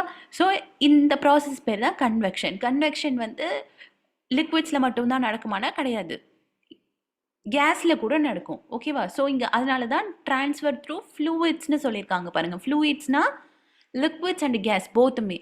கேஸில் எப்படி நடக்குது? இந்த வீட்டிலலாம் சிம்னிஸ் வச்சுருப்பாங்க, பார்த்துருக்கீங்களா? ஸோ அம்மா சமைக்கக்குள்ள அந்த சரௌண்டிங்ஸ் ஏர் எல்லாமே எப்படி இருக்கும்? ரொம்ப ஹாட்டாக இருக்கும் இல்லையா? ஸோ ஹாட் ஏர் ஃபாஸ்ட்டாக மூவ் ஆக ஆரம்பிக்கும். ஏன்னா அது லெஸ் டென்ஸாக இருக்கும். ஸோ லெஸ் டென்ஸ்க்கு லேஸ் வெயிட்டு ஆட்டோமேட்டிக்காக அது மேலே எழும்பும். அதனால் அது சிம்னிஸ் வழியாக வெளில போயிடுது. சரௌண்டிங்ஸில் இருக்கக்கூடிய கோல்டு ஏர் என்ன பண்ணும், அந்த வெற்றிடத்தை வந்து நிரப்புறதுக்காக ரஷ் பண்ணிட்டு வரும். ஓகேவா? ஸோ இதுதான் நம்ம சிம்னிஸ்லாம் வச்சுருப்போம்ல, அது வழியாக ஹாட் ஏர் வந்து வெளியில் போகிறதுக்கான காரணம் கன்வெக்ஷன் தான். ஓகேவா? நெக்ஸ்ட்டு ரேடியேஷனாக ஒன்றும் இல்லை, கதிர்கள் மூலயமா ஹீட் ரேஸ் வந்து ஒரு பொருளை வந்து அடையும். ஃபார் எக்ஸாம்பிள் இப்போ சன் இருக்குல்ல, சன் வந்து 150 மில்லியன் கிலோமீட்டர் அவே இருக்குது எர்த்துக்கு இல்லையா? ஆனால் சன்கிட்டேருந்து வரக்கூடிய அந்த எலக்ட்ரோ மேக்னெட்டிக் ரேடியேஷன் நம்மளை வந்து ரீச் ஆகுது த்ரூ ஸ்பேஸ் வழியாக, வெற்றிடம் வழியாக. ஸோ எனக்கு இந்த ரேடியேஷன் நடக்கிறதுக்கு எனக்கு சாலிடோ லிக்விடோ கேஸோ ஒரு மீடியம் தேவையில்லை. ஓகேவா? ட்ரான்ஸ்ஃபர் த்ரூ வேக்கம் அதனால தான் கொடுத்துருக்காங்க. ஓகேவா? எலக்ட்ரோ மேக்னெட்டிக் வேவ்ஸ் உங்களுக்கு தெரியும்ல. ஸோ சன்கிட்டேருந்து நமக்கு radio waves, microwaves, infrared, visible light, UV, x rays, gamma rays எல்லாமே கிடைக்கும் இல்லையா? ஃபார் எக்ஸாம்பிள் என்ன சொல்லலாம் அப்படின்னா, சம்மர் சீசன் போதெல்லாம் சொல்லுவாங்க என்ன ரொம்ப அனலாக இருக்குது அப்படின்னு சொல்லுவாங்கல்ல. அப்போது சன்லைட்லேருந்து நமக்கு இன்ஃப்ராரெட் ரேடியேஷன் வரும். இன்ஃப்ராரெட் ரேடியேஷன் தான் ஹீட்டு. ஓகேவா? அதனால தான் நமக்கு ரொம்ப அனலாக தெரியும். இல்லை அப்படின்னா ரொம்ப வெயில் அடிக்குதுன்னா வெளியில் போகாத கருத்துருவேன்னு சொல்லுவாங்க. ஏன்? சன்கிட்டேருந்து நமக்கு யூவி ரேடியேஷன் வரும். அதுதான் நமக்கு டேனிங், சன்பர்ன் எல்லாம் காஸ் பண்ணும். ஓகேவா? ஸோ சன்கிட்டேருந்து இன்ஃப்ராரெட் ரேடியேஷன், ஹீட் வேவ்ஸ் வந்து நம்மளை ரீச் ஆகுது பார்த்தீங்களா, த்ரூ ஸ்பேஸ் வழியாக, ஒரு வெற்றிடம் வழியாக. அந்த ப்ராசஸ் பேர் தான் ரேடியேஷன். ஓகேவா? இப்போ மைக்ரோவேவ் அவன் இருக்குது, அதுக்குள்ளே ஃபுட்டு வச்சுருக்கோம், எந்த கான்டாக்டுமே இல்லாமல் அந்த ஃபுட்டு வந்து என்னது குக் ஆகிடுது. ஹீட் கூட எந்த கான்டாக்டுமே இல்லை, டைரெக்ட் கான்டாக்ட். எப்படி அந்த மைக்ரோவேவ் அவன் மைக்ரோவேவ்ஸை ஜென்ரேட் பண்ணி ஃபுட்டை குக் ஆக வைக்குது. ஓகேவா? ஸோ இதெல்லாம் தான் ரேடியேஷன். ஓகேவா? ஸோ கண்டக்ஷன், கன்வெக்ஷன், ரேடியேஷன்னா என்னன்னு சொல்லி பார்த்துட்டோம் இல்லையா? ஸோ கண்டக்ஷனை எங்கே நடக்குது? திடப்பொருட்கள் மூலமாக வெப்பம் நேரடியாக பரவும் முறை தான் கண்டக்ஷன்னு சொல்கிறாங்க. கன்வெக்ஷன் அப்படின்னா திரவம் அல்லது வாயு மூலமாக வெப்பம் திரையோட்டம் வழியாக பரவும் முறை. ரேடியேஷன் அப்படின்னா நேரடி ஊடுருவல் இல்லாமல் வெப்பம் கதிர்வீச்சு வழியாக பரவும் முறை. ஓகேவா? எக்ஸாம்பிள் தான் பாருங்க. ஃபர்ஸ்ட் ஒன்னுக்கு கைப்பிடி சூடாகிறது கண்டக்ஷனுக்கு. கன்வெக்ஷன் செகண்ட் ஒனுக்கு நீர் கொதிக்கும் போது மேல் வரும் வெப்பம். தேர்ட் ஒன் ரேடியேஷனுக்கு பாருங்க, சூரியனிலிருந்து பூமிக்கு வரும் வெப்பம். ஓகேவா? ஸோ இதுதான் கண்டக்ஷன், கன்வெக்ஷன், ரேடியேஷன் சொல்லி நம்ம பார்த்தோம். நெக்ஸ்ட்டு சில எம்சிக்யூ பார்க்கலாம். First one, which process requires no medium for heat transfer? Which process requires no medium for heat transfer? எந்த ஒரு மீடியமுமே இல்லாமல் ஹீட் ட்ரான்ஸ்ஃபர் நடக்குது இந்த ப்ராசஸில். இந்த ப்ராசஸ் ரேடியேஷன். ஓகேவா? அதுதான் சூரியன்கிட்ட இருந்து வரக்கூடிய வெப்பம். Next second one, which process is responsible for heating water in a pot? பாட்டில் இருக்கக்கூடிய வாட்டர் சூடாகுது பார்த்தீங்களா, அது எந்த process? Convection. Next third one, which mode of heat transfer takes place to solids? சாலிட்ஸில் கைப்பிடி சூடாகுது பார்த்தீங்களா, அது கண்டக்ஷன். ஓகேவா? So option A conduction. Next thermal expansion, வெப்ப விரிவாக்கம். உங்களுக்கு தெரியும், வெப்பம் வழங்கப்படும் போது பொருளோட அளவு அதிகரிக்கும். அந்த நிகழ்வை தான் வெப்ப விரிவாக்கம்னு சொல்லி நம்ம சொல்லுவோம் இல்லையா? இதை கண்கூட பார்க்கணுன்னா பாப்கார்ன் பொரிப்பாங்க பார்த்துருக்கீங்களா? அந்த பாப்கார்ன் மெய்ஸை தான் போடுவாங்க குக்கரில், அதை கீழே ஹீட் பண்ணுவாங்க. ஸோ அந்த பாப்கார்ன் மைஸ் அந்த ஹீட்டை உள்வாங்கிட்டு டப்ப டப்ப டப்பன்னு வெடிக்கும், எக்ஸ்பேண்ட் ஆகிடும். இதுதான் கண்கூடா பார்க்கறது. ஓகேவா? ஸோ இதுதான் தெர்மல் எக்ஸ்பேன்ஷன், வெப்ப விரிவாக்கம். ஓகேவா? இது கேஸில் தெர்மல் எக்ஸ்பேன்ஷன் ஃபாஸ்ட்டாக இருக்குமா, லிக்விடில் ஃபாஸ்ட்டாக இருக்குமா, சாலிடில் ஃபாஸ்ட்டாக இருக்குமா அப்படின்னா கேஸில் தான் தெர்மல் எக்ஸ்பேன்ஷன் ரொம்ப ஃபாஸ்ட்டாக இருக்கும். சின்ன வயசில் இந்த எக்ஸ்பிரிமெண்ட் கூட நீங்கள் பண்ணியிருந்துருக்கலாம். பலூனில் காற்று ஃபில் பண்ணிவிட்டு எடுத்துகிட்டு போயிட்டு எரியிற கேண்டில் மேலே வச்சிங்கன்னா டப்புன்னு வெடிச்சு போயிடும். அதே பலூனில் தண்ணி ஃபில் பண்ணிவிட்டு அந்த பலூனை எடுத்துகிட்டு போய் அந்த எரியிற கேண்டில் மேலே வச்சிங்க அப்படின்னா என்னாகும்?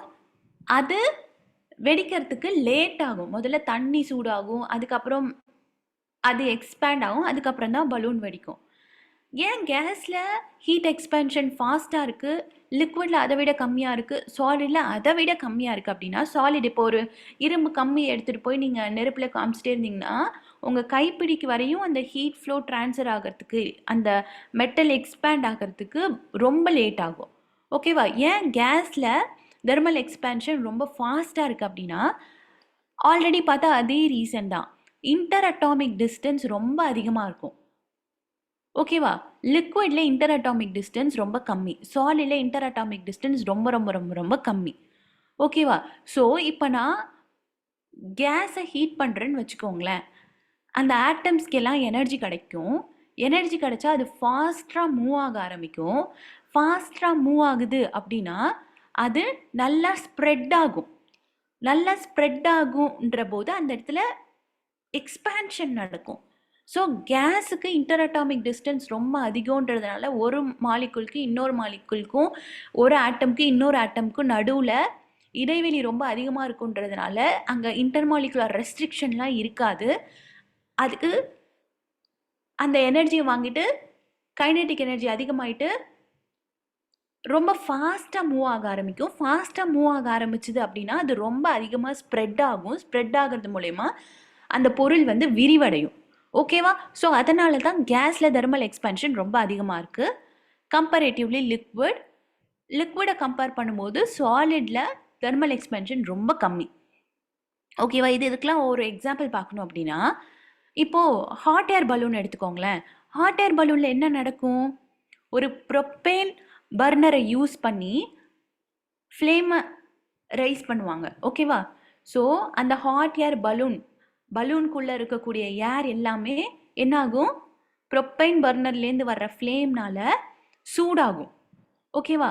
அப்போ சூடாச்சு அப்படின்னா கேஸ் ஆட்டம்ஸ்க்கு எனர்ஜி கிடச்சிருச்சு அப்படின்னா அது ஃபாஸ்ட்டாக மூவ் ஆக ஆரம்பிக்கும். கைனெட்டிக் எனர்ஜி அதிகமாகிடும், ஃபாஸ்ட்டாக மூவ் ஆக ஆரம்பிக்கும். ஃபாஸ்ட்டாக மூவ் ஆக ஆரம்பிச்சிருச்சுன்னா லெஸ் டென்ஸாக ஆகிடும், வைடராக ஸ்ப்ரெட் ஆகும். வைடராக ஸ்ப்ரெட் ஆச்சு அப்படின்னா ஒரு குறிப்பிட்ட ஏரியாவில் இருக்கக்கூடிய ஆட்டம்ஸ் ரொம்ப கம்மியாக தான் இருக்கும். டென்சிட்டி ரொம்ப அதிகமாக இருக்காது, கம்மியாகிடும். ஸோ டென்சிட்டி கம்மியாயிடுச்சுன்னா லேஸ் வெயிட்டு ஆட்டோமேட்டிக்காக அது மேலே போயிடும். ஓகேவா? அந்த பலூனுக்குள்ளேயே மேலே இருக்கக்கூடிய காற்று இப்போ கீழே வந்து நிரப்பும். ஸோ இப்போ அந்த காற்றுமே சூடாகுது இல்லையா? இப்படி பலூனுக்குள்ளே இருக்கிற ஹோல் யாருமே என்ன ஆயிடுச்சு? சூடாயிடுச்சு. ஓகேவா? ஆனால் சரௌண்டிங்ஸில் பார்த்தீங்கன்னாக்கா கோல்டு ஏரு, உள்ளே இந்த பலூனுக்குள்ளே பார்த்தீங்கன்னாக்கா ஹாட் ஏரு. ஹாட் ஏருக்கு டென்சிட்டி ரொம்ப கம்மி, லேஸ் வெயிட்டு ஆட்டோமேட்டிக்காக அதை மேலே எழும்பும். சரௌண்டிங்ஸில் இருக்கிற கோல்டு ஏர் வந்து அந்த பிளேஸை வந்து நிரப்பிடும். இப்படி தான் ஹாட் ஏர் பலூன் வந்து மேலே ரைஸ் ஆகுது. இப்போது பைலட் வந்து கீழே இறங்கணும்னு நினைக்கிறாரு, இல்லை ஹைட்டை டிக்ரீஸ் பண்ணணும்னு நினைக்கிறாருன்னு வச்சுக்கோங்க. ஹைட்டை இன்க்ரீஸ் பண்ணணும்னு நினச்சாருனாக்கா உள்ளே இருக்கிற காற்றை மேலும் மேலும் நல்லா சூடுபடுத்துவார். ஓகேவா? அந்த பர்னர் ஃப்ளேமை யூஸ் பண்ணி அந்த பர்னர் ஃப்ளேமை ரைஸ் பண்ணுவார். ஸோ உள்ளே இருக்கிற காற்று நல்லா சூடாகும், ரொம்ப டென்சிட்டி கம்மியாயிடும். ஸோ அது மேலே மேலே மேலே ஹைட்டில் பறக்கும். இப்போ அந்த பைலட் கீழே வரணும்னு நினைக்கிறாருன்னு வச்சுக்கோங்களேன். என்ன பண்ணுவார்? அந்த பலூனில் ஒரு வெண்ட் இருக்கும், ஒரு ஓப்பனிங் இருக்கும். அந்த ஓப்பனிங்கை திறந்து சரௌண்டிங்ஸில் இருக்கிற கோல்டு காற்றை உள்ளே அனுப்புவார். கோல்டு காற்றை உள்ளே அனுப்புனா டென்சிட்டி வேறுபாடு இப்போ நடக்கும். ஹாட் கேஸ்க்கு டென்சிட்டி ரொம்ப கம்மியாக இருந்துச்சு, அதனால லேஸ் வெயிட்டாக இருந்தது, மேலே பறந்தது இல்லையா? இப்போ அந்த பலூனில் இருக்கிற வெண்ட்டை ஓப்பன் பண்ணி வெளியில் இருக்கக்கூடிய கோல்டு ஏருக்கு அதுக்கு டென்சிட்டி ரொம்ப அதிகம். ஸோ அதை உள்ளே அனுப்புகிறாங்க. இப்போ என்ன ஆகிடும்? அடர்த்தி ரொம்ப அதிகமாகிடும். ஸோ கொஞ்சம் கொஞ்சம் கொஞ்சம் கொஞ்சமாக அவர் வந்து கீழே இறங்குவார். அவர் ஹைட்டை டிக்ரீஸ் பண்ணணும்னா அதுக்கேற்ற மாதிரி கோல்டு ஏரை உள்ளே அனுப்புவார். இல்லை அவர் லேண்ட் ஆகணும்னாக்கா அதுக்கேற்ற மாதிரி கோல்டு ஏரை அந்த வெண்ட் வழியாக ஓப்பனிங் வழியாக உள்ளே அனுப்புவார். ஸோ அவர் கீழே சேஃபாக வந்து லேண்ட் ஆகிடுவார். இதுதான் ஹாட் ஏர் பலூன்லலாம் நடக்குது. ஓகேவா? நெக்ஸ்ட்டு லிக்விட்ஸில் பார்த்தீங்க அப்படின்னா நம்ம தான் பார்த்தோம்ல, தெர்மோமீட்டர் பார்த்தோம்ல, மெர்க்குரி தெர்மோமீட்டர், ஆல்கஹால் தெர்மோமீட்டர்லாம் நம்ம பார்த்தோம்ல, அதிலெல்லாம் லிக்விட்ஸ் தானே வச்சுருக்காங்க. ஸோ நம்ம பாடி டெம்பரேச்சர் அதிகமாக இருந்துச்சுனாக்கா நம்ம பாடியில் இருக்கிற ஹீட்டை அந்த லிக்விட் அப்சர்வ் பண்ணிவிட்டு எக்ஸ்பேண்ட் ஆகுதுன்னு சொல்லி பார்த்தோம். இது லிக்விட்ஸ்க்கு. இப்போ சாலிட்க்கு பார்த்தீங்கன்னு வச்சுக்கோங்களேன், ரயில்வே ட்ராக்லலாம் இந்த மாதிரி கேப்ஸ் விட்டுருக்கிறத நீங்கள் பார்த்துருக்கலாம். ஏன் அப்படின்னாக்கா மெட்டல் வந்து சம்மர் சீசனில் எக்ஸ்பேண்ட் ஆகும். ஸோ அப்படி மெட்டல் எக்ஸ்பேண்ட் ஆகும்போது இந்த இடத்துல கேப் இல்லை அப்படின்னா அந்த மெட்டல் வந்து வளைஞ்சிரும். ஸோ என்னோட ரயில்வே ட்ராக் டேமேஜ் ஆகிடும். ஸோ அதனால் என்ன பண்ணுறாங்க அப்படின்னா, இந்த ரயில்வே ட்ராக்ஸ்லலாம் இப்படி சில கேப்ஸ் விட்டுருக்கிறத நீங்கள் பார்க்கலாம். ஓகேவா? ஸோ இதுதான் தெர்மல் எக்ஸ்பேன்ஷன், வெப்ப விரிவாக்கம். தெர்மல் எக்ஸ்பேன்ஷன் எங்கே ரொம்ப ஃபாஸ்ட்டாக இருக்கும்னாக்கா, கேஸில் ஃபாஸ்ட்டாக இருக்கும், அதுக்கப்புறம் லிக்விட், அதுக்கப்புறம் தான் சாலிட். ஓகேவா? ஸோ எம்சிக்யூ பார்க்கலாம். Which of the following expands most on heating? ஹீட்டிங்கில் எது ரொம்ப மோஸ்ட்டாக எக்ஸ்பேண்ட் ஆகுது அப்படின்னா கேஸ் இல்லையா? Next second question, thermal expansion is least in, thermal expansion எங்கே கம்மியாக இருக்குது? சாலிட்ஸில். நெக்ஸ்ட் கான்செப்ட் குள்ளே போகலாம். ஃபோர்ஸ். ஃபோர்ஸ்னா என்னது? விசை. A push or pull acting on an object தான் ஃபோர்ஸ் இல்லையா? அதாவது ஒரு ஆப்ஜெக்ட் ரெஸ்டில் இருக்குது, அதை நான் மூமெண்ட்டுக்கு கொண்டு போய் வைக்கணும்னா ஃபோர்ஸ் கொடுப்பேன். இல்லை ஒரு ஆப்ஜெக்ட் மூமெண்ட்டில் இருக்குது, அதை நான் நிறுத்தணும்னா, ரெஸ்ட்டுக்கு கொண்டு போய் வைக்கணும்னா நான் ஃபோர்ஸ் கொடுப்பேன். இல்லை ஒரு ஆப்ஜெக்ட் வந்து மூவ் ஆகிட்டு இருக்குது, அதை வேறு டைரெக்ஷனுக்கு மூவ் பண்ண வைக்கணும்னா நான் ஃபோர்ஸ் கொடுப்பேன். ஓகேவா? எல்லா இடத்துலையும் எனக்கு ஃபோர்ஸ் தான் ஆக்ட் ஆகுது. ஓகேவா? நான் ஃபுட்பால் உதைக்கிறேன், கிக் பண்ணுறேன், அந்த இடத்துல ஒரு ஃபோர்ஸ் கொடுக்குறேன். இல்லை ட்ராலி தள்ளிட்டு போகிறேன், இல்லை கடையில் இருக்கிற ஷட்டரை வந்து மூடுறேன், இல்லை திறக்கிறேன், எல்லா இடத்துலையுமே ஃபோர்ஸ் தான் இருக்குது. ஓகேவா? ஸோ ஃபோர்ஸ்னால் என்ன? பேசிக்காக a push or pull acting on an object. அதனோட எஸ்ஐ யூனிட் வந்து நியூட்டன். ஃபார்முலா என்ன அப்படின்னாக்கா, F is equal to M into A, mass into acceleration. For example என்ன சொல்லலாம் அப்படின்னா, ஒரு சூப்பர் மார்க்கெட்டுக்கு போகிறீங்கன்னு வச்சுக்கோங்களேன், அங்கே ஒரு ஷாப்பிங் கார்ட் இருக்குது, 2 ஷாப்பிங் கார்ட் எடுத்துக்கிட்டீங்க. ஒரு ஷாப்பிங் கார்ட்டில் வெறுமனே 4 பிஸ்கெட் மட்டும் போடுங்க. இன்னொரு ஷாப்பிங் கார்ட்டில் உங்கள் மாதத்துக்கு தேவையான மளிகை ஜாமான் எல்லாத்தையும் அந்த ஷாப்பிங் கார்ட்டில் போடுங்க. ஓகேவா? ஸோ ஃபஸ்ட்டு கார்ட்டுக்கு மாஸ் ரொம்ப கம்மி, செகண்ட் கார்ட்டுக்கு மாஸ் ரொம்ப அதிகம். ஸோ இப்போது நான் தள்ளணும் அப்படின்னா, மாஸ் கம்மியாக இருக்கிற ஷாப்பிங் கார்ட்டுக்கு கம்மியான ஃபோர்ஸ் கொடுத்தாலே அது மூவ் ஆகிடும். இதே மாஸ் அதிகமாக இருக்கிற ஷாப்பிங் கார்ட்டுக்கு அதிகமான ஃபோர்ஸ் கொடுத்தா தான் அதை என்னால் தள்ள வைக்க முடியும். ஸோ மாஸ் அதிகம் அப்படின்னா ஃபோர்ஸ் அதிகமாக கொடுத்தா தான் அது மூவ் ஆகுது. மாஸ் கம்மி அப்படின்னா ஃபோர்ஸ் கம்மியாக கொடுத்தாலே மூவ் ஆகுது. So force is directly proportional to mass. ஓகேவா? நெக்ஸ்ட்டு அதே ஷாப்பிங் கார்ட்டை நான் பொறுமையாக தள்ளுனா கொஞ்சோண்டு ஃபோர்ஸ் கொடுத்தாலே போதும். நான் ரொம்ப ஃபாஸ்ட்டாக தள்ளுனா நிறைய ஃபோர்ஸ் கொடுக்கணும். So force is directly proportional to acceleration. அதுதான் F is equal to m into a. ஓகேவா? ஸோ கீழே பாருங்கள், pulling a trolley, pushing a vehicle, எல்லா இடத்துலையுமே எனக்கு ஃபோர்ஸ் தான் ஆக்ட் ஆகுது. ஒரு பொருளின் மீது செயல்படும் தள்ளும் அல்லது இழுக்கும் விசை தான், இழுக்கும் செயல் தான் விசை. அதனோட எஸ்ஐ அலகு நியூட்டன். அதனோட சமன்பாடு என்னது? F is equal to m into a. ஒரு ட்ராலியை இழுத்தல், இல்லை ஒரு வாகனத்தை தள்ளுதல், எல்லா இடத்துலையும் ஃபோர்ஸ் தான் ஆக்ட் ஆகுது. நெக்ஸ்ட்டு டைப்ஸ் ஆஃப் ஃபோர்ஸ் பார்த்தீங்க அப்படின்னா, விசைகளோட வகைகளை பார்த்தீங்க அப்படின்னா, கான்டாக்ட் ஃபோர்ஸ், நான் கான்டாக்ட் ஃபோர்ஸ்னு 2 இருக்குது. கான்டாக்ட் ஃபோர்ஸில் என்னென்ன வரும்னா, ஃப்ரிக்ஷன், டென்ஷன், நார்மல் ஃபோர்ஸ். ஃப்ரிக்ஷன்னா ஒன்றும் இல்லை, உராய்வு விசைன்னு சொல்லுவோம். அதாவது இப்போ நான் 2 கையை எடுத்து ரப் பண்ணேன் அப்படின்னா அங்கே உராய்தல் ஏற்படும், அது ஃப்ரிக்ஷனல் ஃபோர்ஸ். இப்போது கிணறுல நான் தண்ணி இழுக்கிறேன்னு வச்சுக்கோங்களேன், அந்த கிணறுல என்ன இருக்கும்? புள்ளி இருக்கும், புள்ளியில் ரோப் இருக்கும், கயிறு இருக்கும், கயிறோட ஒரு எண்டில் வால் இருக்கும், இன்னொரு எண்டை நான் பிடிச்சி இழுப்பேன். ஸோ இன்னொரு எண்டை நான் பிடிச்சி இழுக்கும்போது அந்த கயிறில் இறுக்கம் அதிகமாகும். ஸோ அந்த இடத்துல டென்ஷன் உருவாகும், அது டென்ஷனல் ஃபோர்ஸ். நார்மல் ஃபோர்ஸ்னால் ஒன்றும் கிடையாது, அதுவும் கான்டாக்ட் ஃபோர்ஸ் தான். புள்ளிக்கும் அந்த கயிறுக்கும் ஒரு கான்டாக்ட் இருக்கும், கான்டாக்ட் ஃபோர்ஸ். ஃப்ரிக்ஷனல் ஃபோர்ஸில் நம்ம 2 கையும் டச் பண்ணி தான் ரப் பண்ணுறோம். ஸோ 2 ஆப்ஜெக்ட்டுக்கு நடுவில் கான்டாக்ட் இருக்குது. ஸோ கான்டாக்ட் இருந்தால் தான் ஃப்ரிக்ஷனல் ஃபோர்ஸ் உருவாகும், கான்டாக்ட் இருந்தால் தான் டென்ஷனல் ஃபோர்ஸ் உருவாகும். ஓகேவா? நார்மல் ஃபோர்ஸ்னால் ஒன்றும் இல்லை, நான் இப்போ ஒரு முன்னாடி இருக்க பொருளை நான் தள்ளி விட்றேன், கையை வச்சு தள்ளி விட்றேன். ஸோ எனக்கும் அந்த பொருளுக்கும் கான்டாக்ட் இருக்குது. ஓகேவா? ஸோ அதுதான் normal force. So frictional force, normal force, tensional force எல்லாமே கான்டாக்ட் ஃபோர்ஸ் தான். 2 ஆப்ஜெக்ட்டுக்கு நடுவில் ஒரு கான்டாக்ட் இருக்கும். ஓகேவா? இதே நான் கான்டாக்ட் ஃபோர்ஸ்னால் என்ன அப்படின்னா, gravitational force, magnetic force, electrostatic force. Gravitational force, நான் இடத்துல இருந்துட்டு எந்த ஒரு ஆப்ஜெக்டை நான் தூக்கி போட்டாலும் அது கீழே தான் வந்து விடும். என்ன காரணம்? எர்த்தோட கிராவிடேஷனல் ஃபோர்ஸ் காரணம். ஓகேவா? எர்த்தோட கிராவிட்டி எல்லா ஆப்ஜெக்டையும் கீழே இழுக்கும். கையை வச்சா பிடிச்சி இழுக்குது, இல்லை இல்லை. ஸோ இதுதான் நான் கான்டாக்ட் ஃபோர்ஸ். அந்த கிராவிடேஷனல் ஃபோர்ஸுக்கும் அந்த ஆப்ஜெக்ட்டுக்கும் எந்த ஒரு கான்டாக்டுமே இல்லை, ஆனால் அந்த கிராவிடேஷனல் ஃபோர்ஸ் அந்த ஆப்ஜெக்டை பிடிச்சி கீழே இருக்குது இல்லையா. மேக்னெட்டிக் ஃபோர்ஸு, ஒரு இரும்பு ஆணி இருக்குது, நான் ஒரு காந்தத்தை அது பக்கத்தில் எடுத்துகிட்டு போனேன்னாக்கா அந்த இரும்பு ஆணி ஆட்டோமேட்டிக்காக வந்து அந்த காந்தத்தில் ஒட்டிக்கும், எந்த ஒரு கான்டாக்டும் இல்லாத போதே. அது மேக்னெட்டிக் ஃபோர்ஸ். எலக்ட்ரோஸ்டாட்டிக் ஃபோர்ஸ்னால் ஒன்றும் கிடையாது. சின்ன வயசில் ஒரு எக்ஸ்பெரிமெண்ட் பண்ணியிருப்பீங்க, இல்லை குட்டி குட்டி பேப்பர் பேப்பர்லாம் போட்டு வச்சுருந்துருப்பீங்க.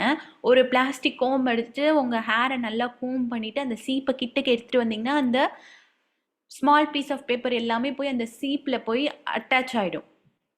அந்த எக்ஸ்பெரிமெண்ட்டை நீங்கள் பண்ணியிருப்பீங்கல்ல, அந்த பீஸ் ஆஃப் பேப்பர் எல்லாமே போயிட்டு கோமில் ஸ்டிக் ஆகிடும். ஸோ இந்த ஃபோர்ஸ் பேர் தான் எலக்ட்ரோஸ்டாட்டிக் ஃபோர்ஸு. ஓகேவா. ஸோ இதெல்லாம் நான் கான்டாக்ட் ஃபோர்ஸ். ஸோ கீழே ஆப்ஷன்ஸ் வந்து கிராவிடேஷ்னல், டென்ஷன், ஃப்ரிக்ஷன் கொடுத்துட்டு இதில் எது நான் கான்டாக்ட் ஃபோர்ஸ்ன்னு கேட்டிருந்தாங்கனாக்கா கிராவிடேஷ்னல் ஃபோர்ஸை நீங்கள் சூஸ் பண்ணணும். ஸோ இந்த மாதிரி எம்சிக்யூஸ் கேட்கலாம். ஓகேவா. ஸோ விசையோட வகைகளை பார்த்தோம். தொடர்பு விசை, தொடர்பு அற்ற விசைன்னு 2 டைப் இருக்குது. தொடர்பு விசையில் என்னென்ன வரும்னா உராய்வு விசை, இழுவை விசை, சாதாரண விசை. தொடர்பு அற்ற விசைகள் என்ன வரும்னாக்கா ஈர்ப்பு விசை, காந்த விசை, மின் விசை. ஓகேவா. நெக்ஸ்ட்டு இந்த ஃபோர்ஸை எப்படி மெஷர் பண்ணுவாங்க, நியூட்டனோட விதிகளை பற்றி நம்ம பார்க்கலாம். ஸ்ப்ரிங் பேலன்ஸ் யூஸ் பண்ணி தான் ஃபோர்ஸை மெஷர் பண்ணுவாங்க. ஓகேவா. ஸ்ப்ரிங் பேலன்ஸ் யூஸ் பண்ணி தான் ஃபோர்ஸை மெஷர் பண்ணுவாங்க. ஸ்ப்ரிங் பேலன்ஸ்ன்றது ஒரு டிவைஸ் தான். அதில் ஒரு ஸ்ப்ரிங் இருக்கும், அந்த ஸ்ப்ரிங்கோட எண்டில் ஒரு ஹூக் இருக்கும். இப்போ ஒரு ஆப்ஜெக்டை நான் அந்த ஹூக்கில் தொங்க விட்டேன்னு வச்சுக்கோங்களேன், கண்டிப்பாக அந்த ஆப்ஜெக்டோட வெயிட்னால என்னாகும், அந்த ஸ்ப்ரிங் வந்து ஸ்ட்ரெச் ஆகும் இல்லையா. ஸோ கிராவிட்டி அந்த ஆப்ஜெக்டுக்கு மேலே ஒரு ஃபோர்ஸஸ் செலுத்தும், அதனால் அந்த ஆப்ஜெக்ட் வந்து டவுன்வர்ட்ஸ் ஃபோர்ஸை எக்ஸர்ட் பண்ணும். ஸோ அதனால் என்னோட ஸ்ப்ரிங்கு ஸ்ட்ரெச் ஆகும். என்னோட ஸ்ப்ரிங் எவ்வளோ ஸ்ட்ரெச் ஆகிருக்குன்றதை வச்சு இந்த ஆப்ஜெக்டுக்கு மேலே எவ்வளோ ஃபோர்ஸ் ஆக்ட் ஆகிருக்கு அப்படின்றத கேல்குலேட் பண்ணுவாங்க.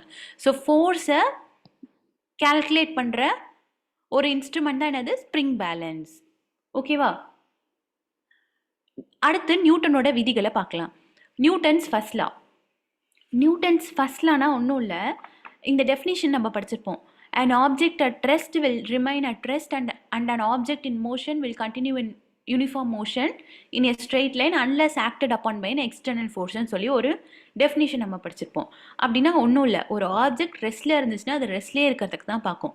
ஒரு ஆப்ஜெக்ட் மூவ்மெண்ட்டில் இருந்துச்சுன்னா அது மூவ்மெண்ட்டில் இருக்கிறதுக்கே தான் பார்க்கும். Unless it is acted upon by an external force. External force அது மேலே வந்து ஆக்ட் ஆகாத வரையும். ஃபார் எக்ஸாம்பிள், இப்போ நீங்கள் காரில் உட்காந்துருக்கீங்கன்னு வச்சுக்கோங்களேன், கார் ரெஸ்ட்டில் இருக்குது, நீங்களும் ரெஸ்ட்டில் இருக்கீங்க. இப்போ டக்குன்னு கார் எடுக்கிறாங்க, நம்ம பின்னாடி தள்ளப்படுவோம் இல்லையா. ஏன்னா நீங்கள் உட்காந்துருந்தீங்க பார்த்தீங்களா, ரெஸ்ட்ல இருந்தீங்க பார்த்தீங்களா, அதே போர்ஷனுக்கு போகிறதுக்கு தான் உங்கள் பாடி முயற்சி பண்ணும். அதே பொசிஷனுக்கு போகிறதுக்கு தான் உங்கள் பாடி முயற்சி பண்ணும். ஓகேவா. ஸோ உங்கள் பாடி இப்போ அந்த மூமெண்ட்டை ரெசிஸ்ட் பண்ணுது.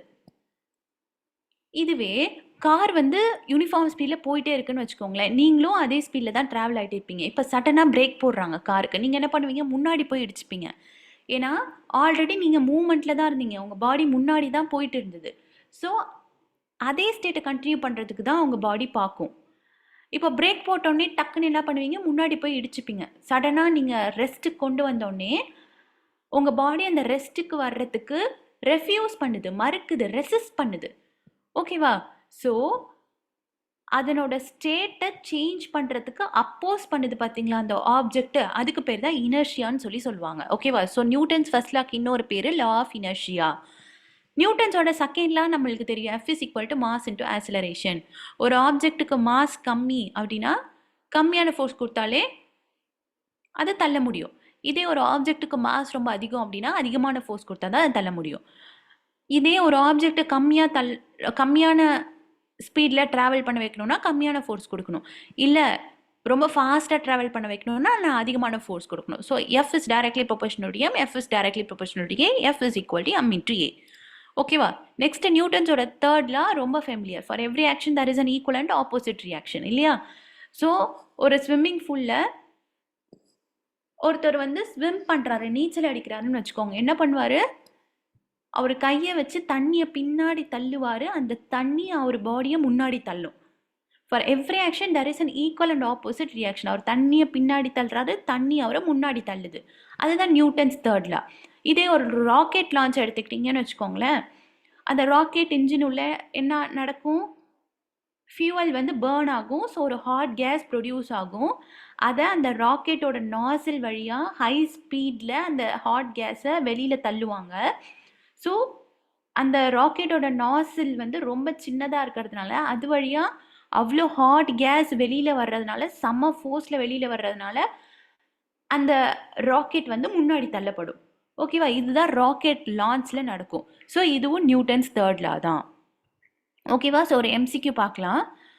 Rocket propulsion is explained by Newton's third law. Option C is the correct answer. Next மாஸ்னா என்ன, வெயிட்னா என்னன்னு பார்க்கலாம். நிறைனா என்ன, எடைனா என்னன்னு பார்க்கலாம். நிறைனா ஒன்றும் கிடையாது, ஒரு பொருளில் உள்ள துகள்களின் அளவு தான் நிறை. அது எங்கே போனாலும் மாறாது. எர்த்துலேயும் சேமாக தான் இருக்கும், மூலையும் சேமாக தான் இருக்கும், ஸ்பேஸ்ஷிப் விண்கலத்துலேயும் சேமாக தான் இருக்கும். அதனோட யூனிட் வந்து கிலோகிராம். ஓகேவா? எடை, வெயிட்னா என்ன அப்படின்னா, ஒரு பொருளின் மீது பூமி செலுத்தும் ஈர்ப்பு விசை, ஒரு ஆப்ஜெக்ட்டுக்கு மேலே எவ்வளோ ஃபோர்ஸ் ஆக்ட் ஆகுதுன்றது தான் வெயிட். ஓகேவா? ஸோ அதனோட ஃபார்முலா என்ன அப்படின்னா W = M × G. ஸோ அது இடத்தை பொறுத்து மாறும். எர்த்தில் இருந்தோம்னாக்கா எர்த்தோட கிராவிடேஷனல் ஃபோர்ஸ்னால ஒரு வெயிட் இருக்கும். மூணில் இருந்தால் மூணோட கிராவிட்டினால ஒரு வெயிட் இருக்கும். ஸ்பேஸில் இருந்தோம் அப்படின்னாக்கா அங்கே கிராவிட்டியே கிடையாது. ஸோ வெயிட் 0வாக இருக்கும். ஓகேவா? ஸோ இதனோட யூனிட் என்ன அப்படின்னா நியூட்டன். ஓகேவா? ஸோ பேசிக்காக இதை ரெண்டுத்தையும் அண்டர்ஸ்டாண்ட் பண்ணிக்கணும்னா ஒரு சிம்பிள் எக்ஸாம்பிள் வச்சுக்கலாம். இப்போ நீங்கள் இருக்கீங்க, ஒரு ஷோல்டர் பேக் வச்சுருக்கீங்க. அந்த ஷோல்டர் பேக்கில் 10 புக்கு இருக்குன்னு வச்சுக்கோங்களேன். அதுதான் mass, amount of matter present in it. ஓகேவா? அதில் எவ்வளோ மேட்டர் ப்ரெசென்ட் ஆகிருக்கு? 10 புக் இருக்குது அந்த ஷோல்டர் பேக்கில். ஓகேவா? நீங்கள் இடத்துல இருந்தாலும் அந்த ஷோல்டர் பேக்கில் அதே 10 புக் தான் இருக்கும். மூணுக்கு போனாலும் அந்த ஷோல்டர் பேக்கில் அதே 10 புக் தான் இருக்கும். ஸ்பேஸ் ஷிப்க்கு போனாலும் அந்த ஷோல்டர் பேக்கில் அதே 10 புக் தான் இருக்கும். ஸோ இடத்த பொறுத்து அது மாறலை. ஓகேவா? ஸோ மாஸ் வந்து இடத்த பொறுத்து மாறாது. Amount of matter present in it, 10 book அது உள்ளே இருக்குது. Amount of matter present in it, அதுதான் மாஸ். ஓகேவா? ஸோ அதனோட யூனிட் வந்து கிலோகிராம். இதே வெயிட்னா என்ன அப்படின்னா,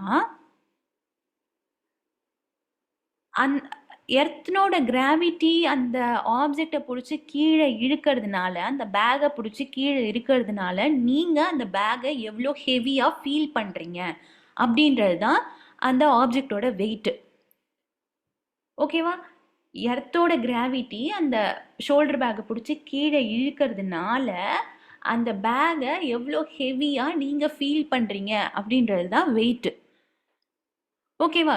ஸோ வெயிட்டோட ஃபார்முலா வந்து W = M × G. இப்போ நான் எர்த்தில் இருக்குன்னு வச்சுக்கோங்களேன். எர்த்தனோட கிராவிட்டி எவ்வளோ? 9.8 m/s². இல்லையா?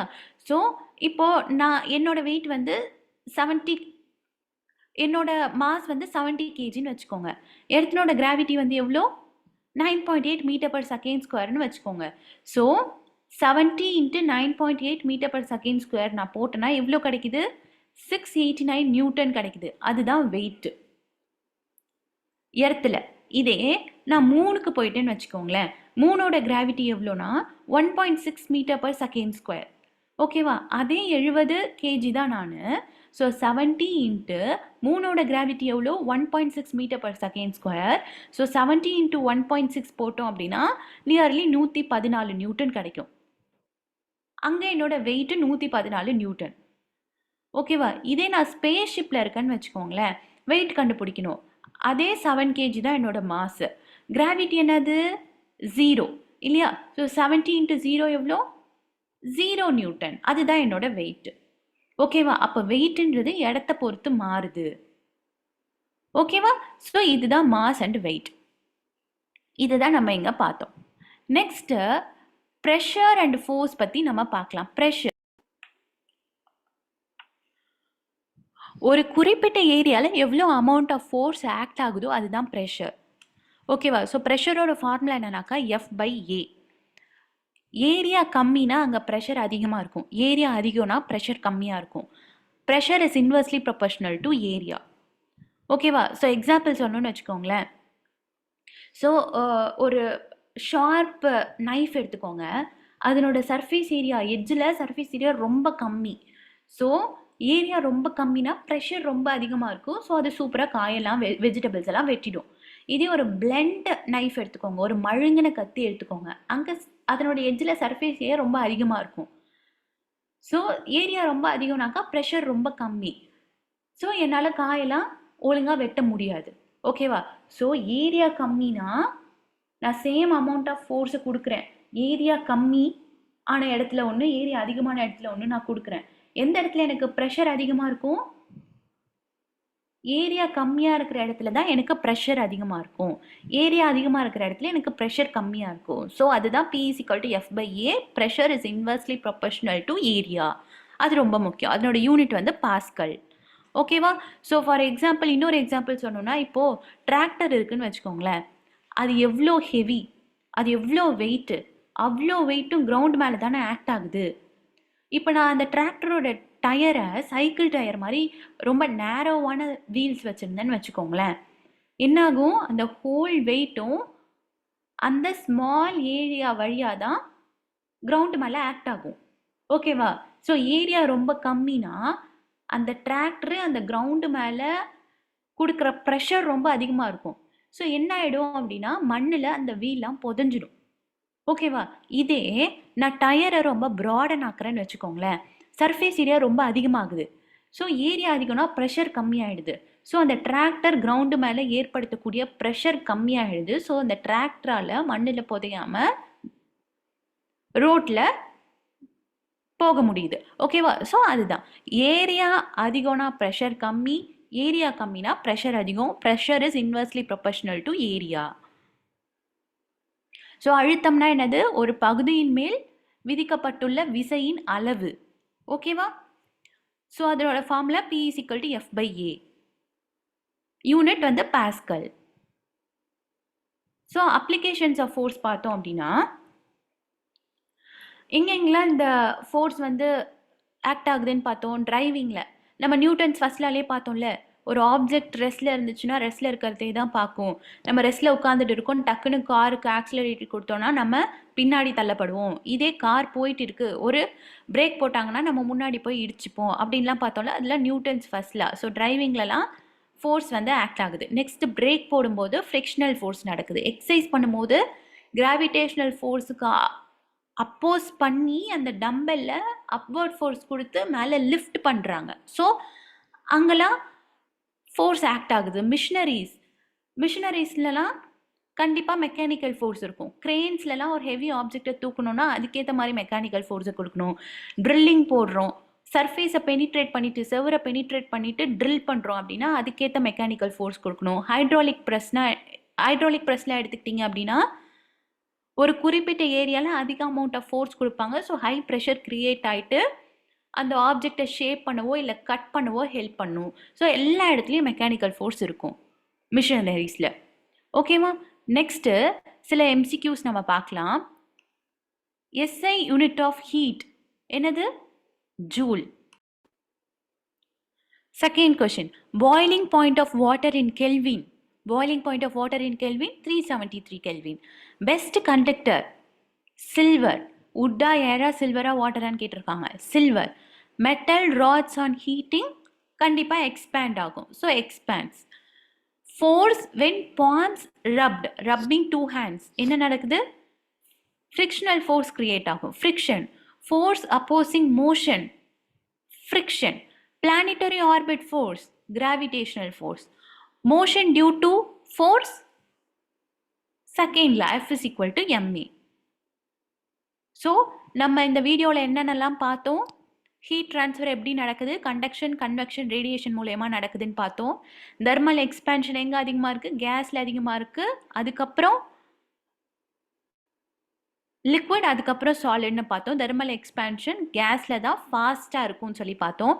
நெக்ஸ்ட்டு ஃபோர்ஸ் பார்த்தோம், அதனோட types contact force, non contact force பார்த்தோம், அதை ஸ்ப்ரிங் பேலன்ஸ் யூஸ் பண்ணி மெஷர் பண்ணுவாங்கன்னு பார்த்தோம், நியூட்டன்ஸோட first law, second law, third law பார்த்தோம் இல்லையா? ஸோ சில ப்ராக்டிஸ் கொஷின்ஸ் கூட பார்த்தோம். இது எல்லாத்தையும் நல்லா படிச்சுக்கோங்க. இதுலேருந்து ஓல்டு கொஷின் பேப்பரில் நிறைய கொஷின்ஸ் கேட்டிருக்காங்க. So all the best for your exam. Thank you.